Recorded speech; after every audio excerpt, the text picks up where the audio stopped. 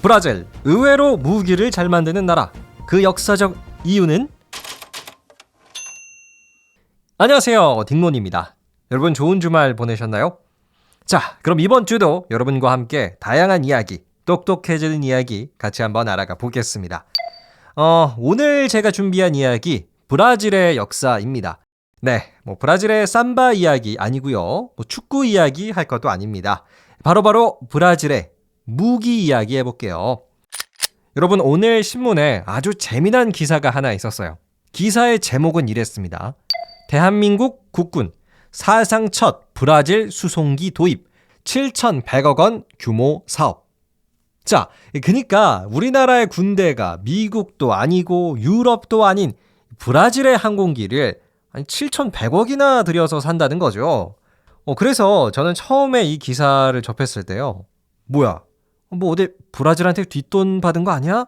왜 갑자기 브라질 무기야? 이런 생각 좀 했었는데요. 알고 보니까 여러분, 전 세계에서 가장 비행기를 잘 만드는 기업 3등이 브라질의 회사였어요.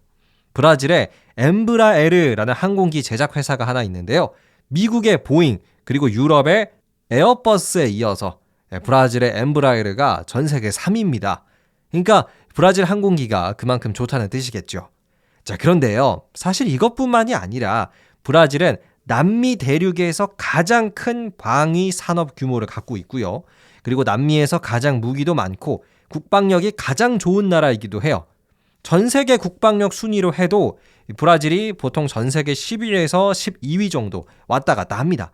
어디 내놔도 꿀리지 않을 정도로 굉장히 국방력이 강한 나라죠.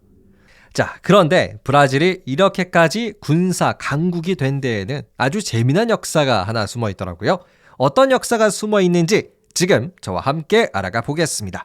바로 시작할게요.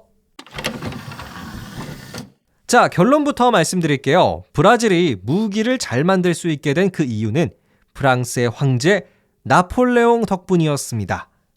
네, 이게 어떻게 된 거냐면요. 여러분, 브라질은 남미 대륙에서 유일하게 포르투갈의 식민 지배를 받은 나라예요. 남미의 다른 나라들, 콜롬비아나 칠레 이런 나라들은 다 스페인의 지배를 받았는데 브라질만 남미 대륙에서 포르투갈의 식민 지배를 받았습니다. 1534년부터였죠. 자, 그러던 때는 1800년대 초. 이 당시는요, 그야말로 나폴레옹의 세상이었어요. 나폴레옹의 프랑스 군대는 그 어느 나라와 싸워도 승리를 쟁취를 했고요. 정말 유럽을 통째로 집어삼키는 나라가 되어가고 있었습니다. 그런데 이때 포르투갈도 나폴레옹 황제의 공격을 받게 돼요. 열심히 싸워봤지만 결국 포르투갈의 본토는 나폴레옹의 손아귀에 넘어갑니다. 자, 그런데요. 당시 포르투갈에는 왕이 있었거든요. 그 왕은 어디에 있었을까요? 그냥 포르투갈에서 나폴레옹의 지배를 받으며 살았을까요? 아니요. 포르투갈의 브랑나사 왕가는 포르투갈을 떠나 그들의 거대한 식민지 브라질로 향했습니다. 자, 그런데 이때 그냥 브라질의 산 수준이 아니고요.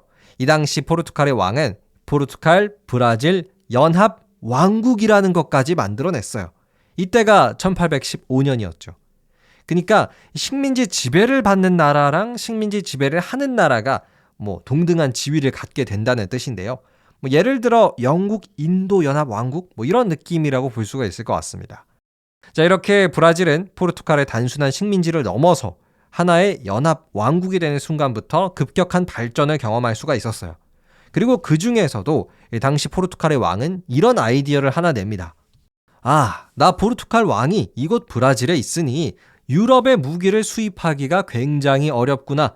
앞으로를 대비해 브라질에 무기 공장을 지어야겠다. 그렇죠. 당시 포르투갈 왕은 유럽으로부터 아무래도 무기 수입이 어려워졌잖아요. 유럽 대륙에서 남미까지 오려면 정말 멀었겠죠. 그래서 당시 포르투갈 왕은 브라질의 군수 공장들을 막 짓기 시작했어요. 무기 공장 이런 걸 지었죠. 그런데요. 이때는 1821년 나폴레옹의 그 화려한 기세가 확 떨어집니다. 그래서 포르투갈의 왕은 브라질을 떠나서 다시 고향 포르투갈로 되돌아갔어요. 자, 그런데 이미 브라질의 힘은 너무 강해져 있었습니다. 그래서 이 포르투갈은 원래 이 브라질을 다시 식민지 지배하려고 했었는데요. 도저히 불가능한 계획이라고 판단을 했고 결국 브라질은 아주 손쉽게 독립에 성공을 했습니다. 1821년 유럽의 역사, 아니 식민지의 역사를 봐도 정말 브라질만큼 이렇게 깔끔하고 평화적으로 독립을 한 나라가 없는 것 같아요. 1822년 브라질은 포르투갈로부터 독립을 해냈습니다. 그리고 독립 이후에 브라질을 딱 펴보니까 2개의 무기공장, 3개의 화약고, 1개의 연구소 등이 남아 있었죠. 이후 브라질은 이런 기반 시설을 발판 삼아서 점점 무기 강국으로 진화를 했어요. 여러분 그거 아세요? 2차 세계대전 때 브라질도 참전했습니다. 때는 1941년에 의외죠. 이때는 1941년에 브라질의 상선, 이 상인들이 타고 다니는 배, 이 배가 나치 독일군의 잠수함 유보트의 공격을 받아서 침몰해버려요. 그래서 브라질이 열받아가지고 나치 독일한테 선전포고를 합니다. 야, 너 나랑 한판 붙자. 그래서 브라질은 미국과 같은 연합군 편에 붙었어요. 그래가지고 이때 미국이 엄청나게 좋은 무기들을 브라질한테 많이 줬죠.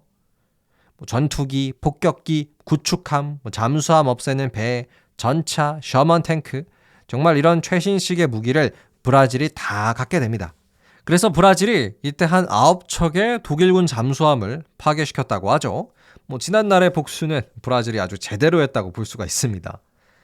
그리고 브라질이 또 미국이랑 합심을 해서 1944년 이탈리아 본토를 침공하기도 했었어요. 자, 2차 세계대전 이후의 브라질은 어떻게 보면 정부의 주도로 발전을 해 나갔는데요. 특히 무기 분야, 항공 분야에서 큰 발전을 했습니다. 지금 전 세계 항공기 제작 부문 3등을 하고 있는 이 엠브라에르라는 그 회사도요.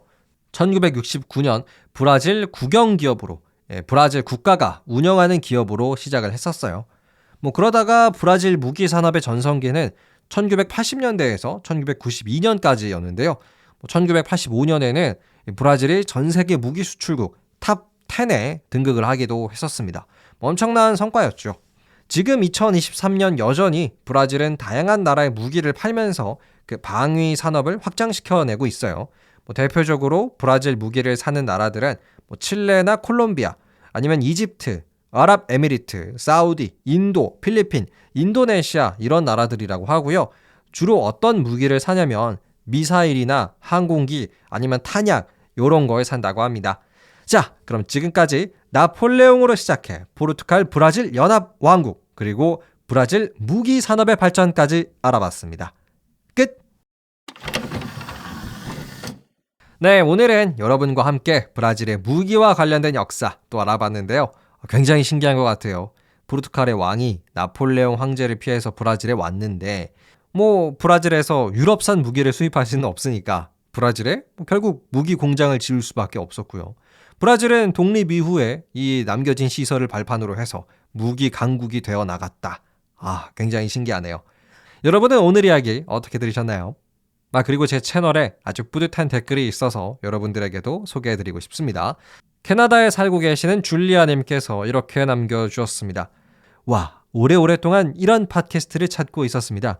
저는 캐나다에 살고 있는 사람이고 한국말을 배우기 시작한 지 5년 넘었어요. 이런 짧고 이해가 쉬운데도 흥미로운 팟캐스트를 드디어 찾았으니 얼마나 기쁜지 모릅니다. 정말 감사합니다. 앞으로 매일 한 번씩 아직 모르는 단어들을 쓸 수 있는 공책을 펼치고 듣겠습니다. 네, 이렇게 남겨주셨습니다. 감사드리고요. 앞으로도 저와 함께 해주시죠. 자, 그럼 오늘의 이야기는 여기서 마칠게요. 항상 함께 해주시는 여러분들 감사드립니다. 그럼 저는 더 재미난 이야기로 내일 다시 돌아올게요. 감사합니다. 안녕히 계세요.